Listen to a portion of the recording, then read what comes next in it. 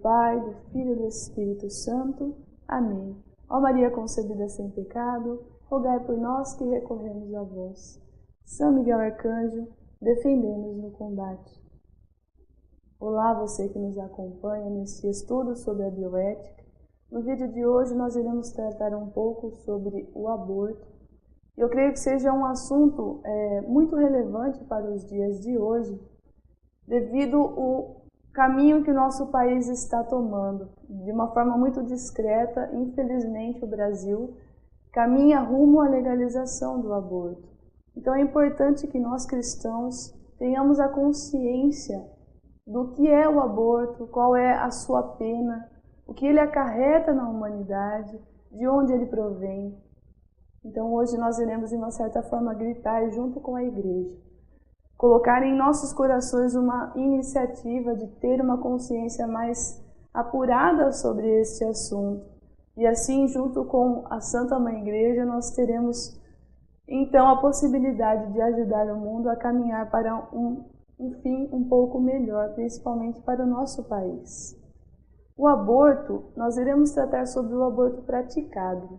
É importante deixar claro que o aborto espontâneo não é de iniciativa humana. É por algum motivo de má formação do feto, ou o próprio corpo da mãe acaba não tendo os subsídios necessários para criar este feto, e por algum motivo ele é expelido, ele é abortado espontaneamente. O aborto que nós iremos tratar hoje é o aborto provocado. É aquele que, de uma forma deliberada e direta, ocasiona a morte de um indivíduo, sendo desde sua concepção até o seu momento de nascimento. Então, este é o aborto que nós iremos tratar hoje.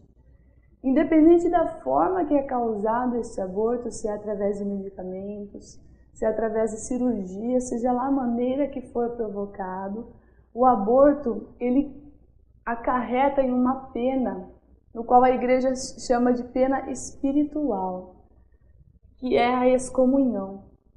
Então, para quem não sabe, o aborto ele é considerado um homicídio pela igreja. O homicídio ele vai acarretar na não realização do 5º mandamento de Deus, que é não matarás. Nós estaremos matando uma vida se realizarmos um aborto provocado, de uma forma procurando meios para excluir esta vida, para eximir esta vida do corpo de alguma mulher. Nós estaremos indo contra o 5º mandamento. E desta forma, nós estaremos acarretando em uma pena grave, que é aplicada de forma automática sobre nós.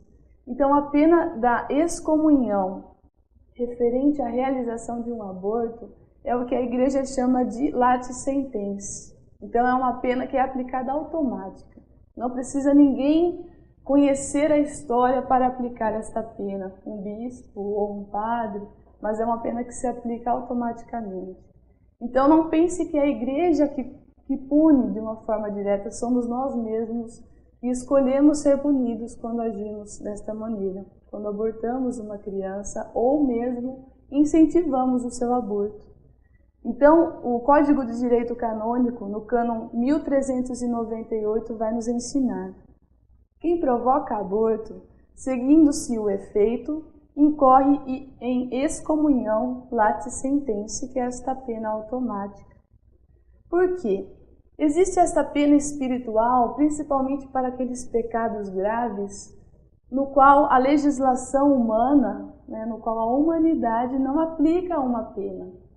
Então, o nosso país não legalizou o aborto, no entanto, não aplica uma pena sobre a realização de tal atitude.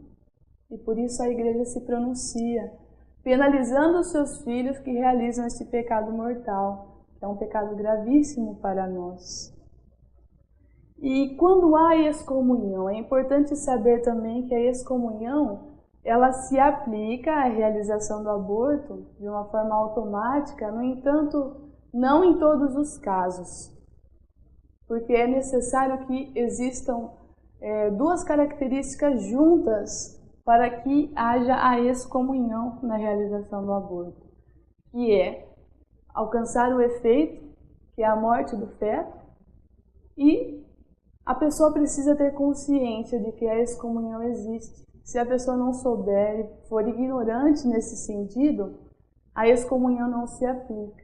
Então, para que exista a excomunhão das pessoas que realizam o aborto, é necessário que a criança, que o feto, seja de fato exterminado e a pessoa tenha consciência de que isso acarretaria nesta pena grave. E apenas a pessoa que pratica o aborto é que receberá esta pena, esta excomunhão. Na verdade, o Catecismo vai nos ensinar no parágrafo 2271. No final deste parágrafo, ele vai nos dizer: a cooperação formal para um aborto constitui uma falta grave. A Igreja sanciona com uma pena canônica de excomunhão este delito contra a vida humana. E aí ela vai citar este cânon que eu acabei de ler: quem provoca aborto, seguindo seu efeito, incorre em excomunhão late sententia. Ou seja, se de alguma maneira eu coopero moralmente, que seja, para a realização de um aborto, mesmo que não seja em mim, eu estou sendo cúmplice deste homicídio. Então eu também estarei excomungada se eu reconhecer que há esta pena grave, que há a excomunhão. Então não apenas a pessoa que pratica, mas também aqueles que cooperam para que isso exista. Então é importante neste momento prestarmos atenção em um fato, do qual muitas vezes passa despercebido em nossas atitudes. Em tempos de eleição, que nós iremos estar passando também futuramente, neste ano, é preciso compreender e conhecer qual é a verdadeira intenção desses partidos políticos, porque se o partido é a favor do aborto e eu voto nele, eu estou sendo cúmplice, eu estou cooperando de uma forma talvez indireta, mas eu estou cooperando para que o aborto seja liberado. Então, tenhamos muita cautela e muita atenção em relação a isso. É lógico que normalmente os políticos não vão se mostrar a favor. E nós iremos ver um pouco o histórico disso agora, mas compreenda que o fato de eu cooperar com o aborto já é uma pena grave e acarreta em excomunhão para todos aqueles que são cúmplices desta atividade. Então, para entendermos um pouquinho, eu vou falar rapidamente um pouco do histórico do aborto, só para fim de clarear as nossas ideias, para entendermos de onde ele veio. Então, o aborto, o primeiro país a praticar o aborto foi a União Soviética, em 1920. E foi uma verdadeira chacina. Por quê? Porque muitos médicos estrangeiros que visitaram o país em 1930, 10 anos depois, afirmavam que 4 médicos eram capazes de realizar 57 abortos em 2 horas e meia. Esse processo eles chamavam de aborto em ritmo de produção em massa. Então começou já de uma forma muito triste a destacar esta realização do aborto em ritmo de produção em massa. O segundo país também em destaque na realização do aborto foi a Alemanha nazista, em aproximadamente 1935. E aqui é fácil compreendermos por quê, né?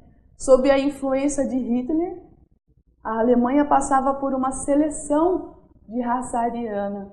Então, para ele, aqueles que não eram alemães, que não eram da raça ariana pura, não eram considerados gente.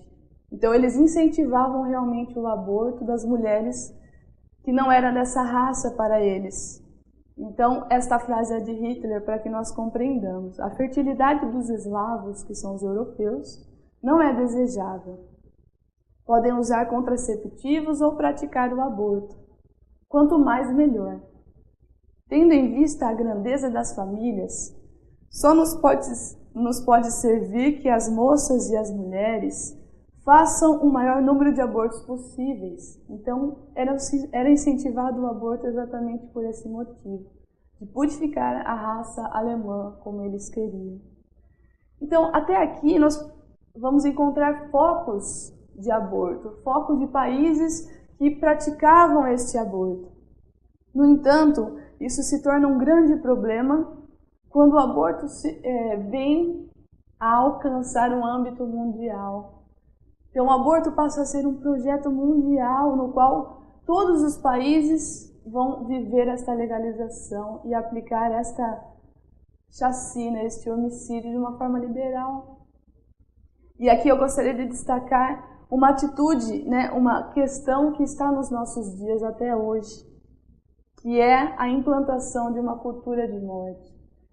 O que eu vou dizer aqui está no documento A Nova Estratégia Mundial da Cultura de Morte, que está disponível no nosso site. É um documento que foi realizado pela Comissão de Vida, Comissão em Defesa da Vida, do Regional Sul 1 da CNBB. Então, é uma comissão formada por bispos, que foi realizado, esse documento foi produzido em 2012, em maio de 2012, e ele tem o objetivo de desmascarar esta implantação de cultura de morte no nosso país. Na verdade, no nosso mundo de uma forma geral, mas focando um pouco sobre nós, sobre a nossa nação. Então, eu irei destacar 3 estratégias que foram utilizadas para a implantação dessa cultura de morte. Eu gostaria de te convidar a ler esse documento, porque as palavras que forem ditas neste vídeo, ou em qualquer vídeo que você for assistir sobre o aborto, serão palavras vazias se você não fizer a sua parte, de compreender e de se aprofundar no assunto. De nada vale ficar apenas no vídeo, mas a intenção verdadeira e real desta atitude nossa de divulgar este mal, de divulgar essa chacina, é responder lá fora contra as iniciativas políticas de legalizar o aborto. Então nós precisamos ter consciência de onde veio para assim agir de uma forma positiva contra o aborto. Então tudo começou em 1952, quando o bilionário John Rockefeller III fundou, fez uma fundação Rockefeller e criou o chamado Conselho Populacional. O objetivo de criar esse conselho naquela época era porque haviam acabado as guerras, Nós já estávamos em 1952. Então as guerras já haviam se cessado e as famílias estavam juntas, procriando, produzindo filhos. Então as famílias estavam crescendo de uma forma grande, podemos destacar. E aquilo, de repente, deu loucura na cabeça desse John Rockefeller, e ele dizia que o crescimento demográfico seria extremamente ruim e ameaçaria a soberania americana. Então, ao ver o mundo crescendo em todos os âmbitos, todos os lados, ele se sentiu ameaçado. Ele sentiu que o seu poder estava ameaçado. Então, ele fundou este Conselho Populacional com o objetivo de controlar o crescimento demográfico. E a primeira forma de controlar o crescimento demográfico foi o aborto. Então, através do aborto, que naquela época foi intensamente patrocinado, durante 10 anos, o John Rockefeller gastou cerca de $1 bilhão e 700 mil dólares para esta iniciativa, de patrocinar o aborto, de patrocinar esse controle demográfico e de crescimento demográfico. Então tudo começou com esta loucura de que não iriam caber tanta gente no mundo. Isso é mentira, As pessoas afirmam que esta foi a iniciativa, na verdade, para tirar o olhar de que John Rockefeller tinha medo de perder o seu poder. E hoje, na verdade, não se localiza em uma pessoa esse poder, mas em uma nação. Quanto maior a nação, maior é esse controle de poder que ela quer ter. Então, até hoje, isso se perdura de uma forma ou de outra. E ao longo dos anos, foram se juntando a esta iniciativa, a este conselho, diversas instituições, diversas empresas privadas e diversas organizações. E dentre elas eu gostaria de citar 2 fundações conhecidas e que influenciaram de uma forma muito intensa nesta iniciativa da implantação da cultura de morte, que foi a Fundação Ford e a Fundação MacArthur. Essas 2 fundações incentivaram, patrocinaram de todas as maneiras para a implantação do aborto no mundo. Essa foi a primeira estratégia da cultura de morte, Mas, como ela não deu tão certo assim, eles começaram uma segunda estratégia. E dessa vez não seria incentivado com fins científicos, que nem foi a primeira. Mas dessa vez eles utilizariam uma área das ciências sociais para poder provar outra questão. Já que o aborto só por si só não deu certo na iniciativa da primeira estratégia, dessa vez eles iriam apelar para os direitos sexuais e reprodutivos. Então, em 1990, existiu a criação de uma política mundial que incentivou a emancipação da mulher. Então, a partir de 1990, a estratégia se modificou. Eles não passaram mais a olhar o aborto como único princípio. Na verdade, o aborto ele é a base de tudo isso. Mas eles já não iriam usar diretamente do aborto, eles iriam usar uma estratégia que seria desmotivar as pessoas a terem filhos. Essa era o principal objetivo dessa segunda estratégia. A desmotivação das mulheres em terem seus próprios filhos. Então, a emancipação, naquele momento, deu o direito à mulher em diversas áreas. A mulher cresceu, a mulher se desenvolveu em áreas de trabalho e praticamente conseguiu o seu espaço no qual sempre desejou. Então, o erro está em liberar para a mulher esse espaço? Na verdade, está na forma como isso aconteceu. Foi liberado de tal maneira que a mulher se perdeu e assim se entregou inteiramente, preferindo o seu desenvolvimento, preferindo o seu crescimento, preferindo a sua profissão a uma família, a criar filhos, a cuidar de uma casa. Então, essa desmotivação para a criação de filhos foi o principal alvo da segunda estratégia para a implantação da cultura de morte. E nessa estratégia, o patrocínio da Fundação Ford foi muito grande. E também quem aderiu nesse momento a essa iniciativa foi a ONU. Após 3 conferências, ela acabou realizando uma aderência a essa iniciativa, do qual ela faz parte até hoje. E aí também foi um momento em que surgiram os grupos feministas, com o objetivo de lutar pelo espaço da mulher, mas na verdade essas pobres mulheres estariam sendo usadas para uma outra iniciativa que elas nem imaginariam qual era, né? Que era o incentivo deste aborto. Mas graças a Deus, no nosso país, em alguns países da América Latina e também em alguns países da África, eles não conseguiram alcançar essa legalização. Então eu vou ler um parágrafo desse documento que eu espero que você tenha em mãos, que vai dizer o seguinte: o povo brasileiro é maciçamente contrário ao aborto. Os níveis de rejeição ao aborto no Brasil são altíssimos e crescem ano após ano. Os dados do Ministério da Saúde sugerem também que a própria prática do aborto tem diminuído, graças a Deus, nos últimos 5 anos. A taxa da ordem de 12% ao ano. Apesar deste quadro, que o Brasil compartilha com vários outros países da América Espanhola, nosso atual governo aparelhou vergonhosamente toda a estrutura pública para promover o aborto, como em nenhum outro país da América Latina. Então, nosso país ele é extremamente pressionado para que, legalizando o aborto, ele possa levar os demais países ao seu redor. Então, nós estamos sendo massacrados de todos os lados para que essa estratégia aconteça em nossa nação. E aí, a terceira estratégia iniciou-se em 2012, que foi quando esse documento foi realizado, foi liberado.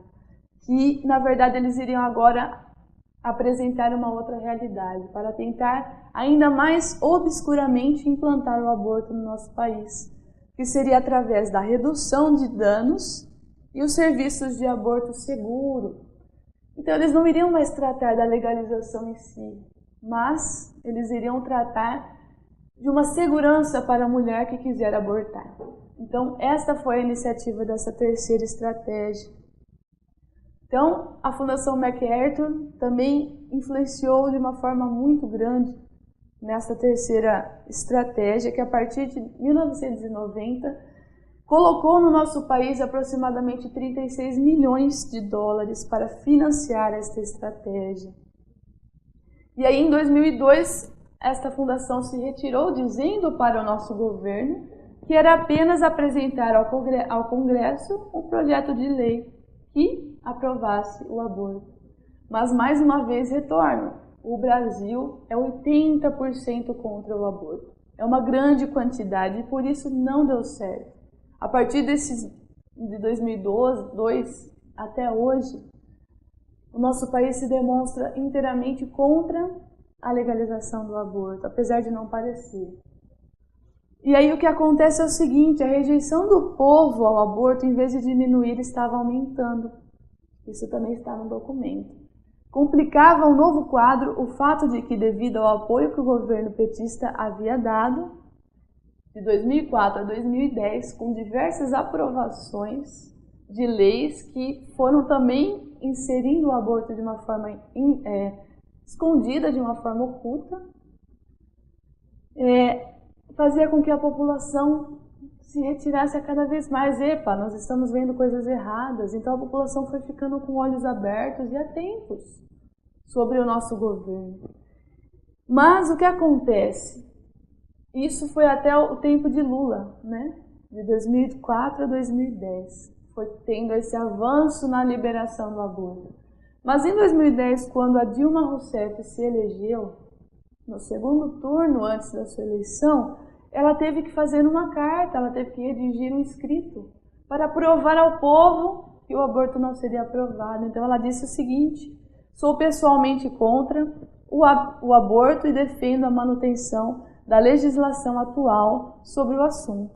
Eleita presidente da República, não tomarei a iniciativa de propor alterações de ponto que tratem da legislação do aborto e de outros temas concernentes à família. Então ela escreveu isso 10 dias depois ela foi elegida pelo povo novamente e com certeza ainda está atuando no governo do PT, que é o nosso governo atual, esta iniciativa de aderir o Brasil à cultura de morte. Então, no Diário Oficial da União, vai estar nos dizendo que o governo contratou a Fundação Oswaldo Cruz para que se realizem pesquisas. E dentro dessa pesquisa nós temos estudo e pesquisa para despenalizar o aborto no Brasil e fortalecer o SUS. Então vejam, isso eu estou citando coisas pequenas perto de tanta riqueza que tem nesse documento. Por isso eu te peço, leia e entenda aonde está o nosso maior problema. Estão escondendo de nós a realidade e nós precisamos compreender que o nosso governo quer primeiro violar a lei do aborto para depois derrubar. E nós precisamos estar atentos para isso. E 5 vertentes que este governo, que essa iniciativa vai colocando devagarzinho, que já está acontecendo, são as seguintes. Tem várias no documento, você vai encontrar, mas eu vou citar apenas uma. O protocolo de atenção pós-aborto. E de uma forma muito providente, nós podemos dizer, essa semana foi liberado no site do Padre Paulo, também eu te incentivo a ir até o site e estudar sobre isso. Um artigo que vai falar um pouco sobre a ideologia de gênero, no nosso Plano Nacional de Educação, que está para ser votado, estaria essa semana para ser votado, e a Lei Cavalo de Troia, que busca regulamentar o aborto na rede do SUS. Então, nós não estamos longe da legalização, muito pelo contrário, nós estamos muito perto. Essa Lei Cavalo de Troia, só para você entender um pouco, a Lei 12.845, que é conhecida como Cavalo de Troia, tem o objetivo de introduzir a prática do aborto em toda a rede do SUS e ela vai pagar R$ 443 para cada aborto praticado na rede do nosso SUS, com a desculpa de que serão abortos em caso de estupro, risco de vida ou gestação de anencefalo. Mas, na verdade, se você ler a Lei 12.845, ela não vai falar do estupro. Ela vai sim dizer sobre atendimento integral dos agravos decorrentes da violência sexual. Ou seja, qualquer relação sexual não consentida vai ser considerado como um aborto, como um estupro. Entende? Então, eles estão inserindo de uma forma muito discreta a liberação deste aborto. E nós precisamos nos atentar a isso. Não é mentira, inclusive nós estamos liberando outro link para você ver, que é o link do Diário Oficial da União, que também está citado neste artigo, que também foi liberado o link para você. Na portaria 415 desta lei que eu acabei de citar, está escrito o seguinte: inclui o procedimento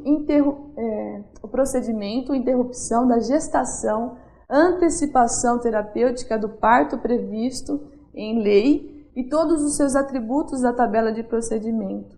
E aí ele vai citar medicamentos, ou seja, inclui o procedimento de interrupção da gestação, antecipação terapêutica do parto.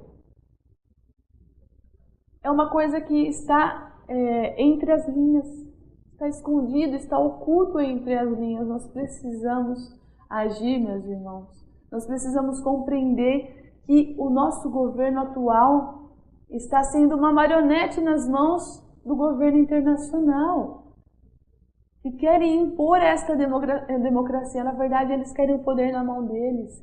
E o nosso governo está sendo usado para que isso seja aplicado no nosso país. É extremamente grave, é extremamente triste esta realidade. E por isso eu gostaria de clarear para você somente algumas questões. No nosso catecismo, desde o parágrafo 2270 até 74, você vai encontrar falando sobre o aborto. A nossa igreja se manifesta explicando-nos sobre o aborto em diferentes momentos. Naquele documento que eu citei para vocês no começo, né? Naquela declaração sobre o aborto provocado que Papa Paulo VI escreveu. Leia esta declaração, é riquíssima. Minha querida irmã, você que tem pensado sobre o aborto, que talvez já tenha praticado, a igreja olha com misericórdia. Inclusive, o Papa João Paulo II escreveu às mulheres na encíclica Evangelii Vitae: mas não vos deixeis cair no desânimo, nem percais a esperança.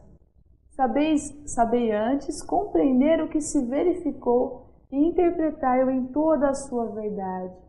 O Pai de toda a misericórdia espera-vos para vos oferecer o seu perdão e a sua paz no sacramento da reconciliação.